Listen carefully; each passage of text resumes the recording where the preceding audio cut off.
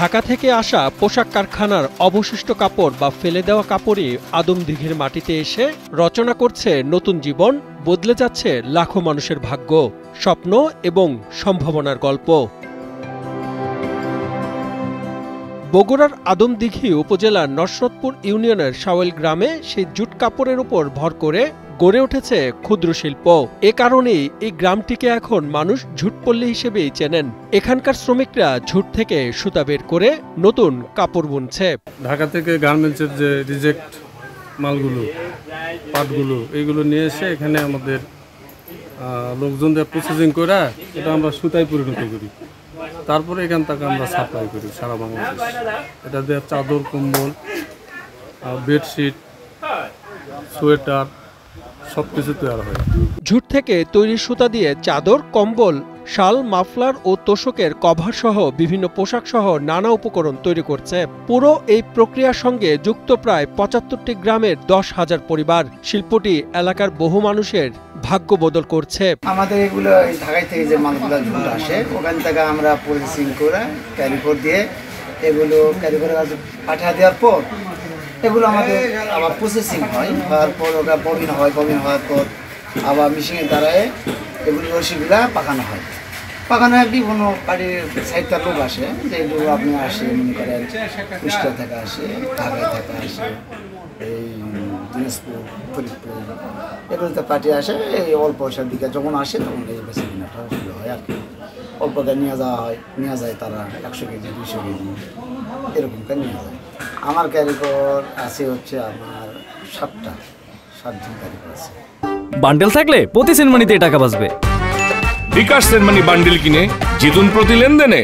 ঝুট থেকে তৈরি সুতা যাচ্ছে রাজধানী ঢাকা সহ দেশের বিভিন্ন প্রান্তে। এছাড়া দেশের চাহিদা মিটিয়ে বর্তমানে ভারত, নেপাল ও ভুটানেও রপ্তানি হচ্ছে এখানকার সুতা। ঝুট কাপড় থেকে এখানে নানা রঙের প্রায় ৫০ ধরনের সুতা উৎপাদিত হয়। অনেক পুরাতন এই ব্যবসা। গার্মেন্টসের ওয়েস্টেজ সুতা আমাদের শাওয়েল বাজার আছে। এখানে বিভিন্ন পাট্টা সুতা আমাদের রিসাইকেলিং করে সুতায় রূপান্তরিত করা হয়। এই রূপান্তর করার পরে আমাদের যখন এই সুতা বাজারজাত প্রক্রিয়া হয়ে যায় তখন এটা আমাদের ঢাকাতেও চলে যায়। আবার উঁচা শহর গোবিন্দগঞ্জ, এখানে একটা বিশাল মোকাম আছে, এই হুঁশিয়ারি ওরা অনেক কাজ করে। সেখানে সোয়েটার, আপনার মাফলার বা মোজা ইত্যাদি তৈরি হয়।